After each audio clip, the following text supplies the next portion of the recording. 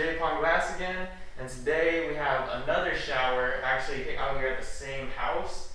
This is basically going to be almost an inline, if you will. It's going to be two single doors angled off of this wall and this wall, coming in at an angle like this to make it flush. So each door will operate each way, just like a single door would, but they're going to come in angled together and to a straight point.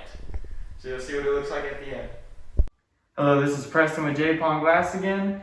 We're here today at this house doing this almost a double inline, as you can see. It's two single doors angled, as you can see here, hinged off the wall. And they operate just like any other door would, out and in.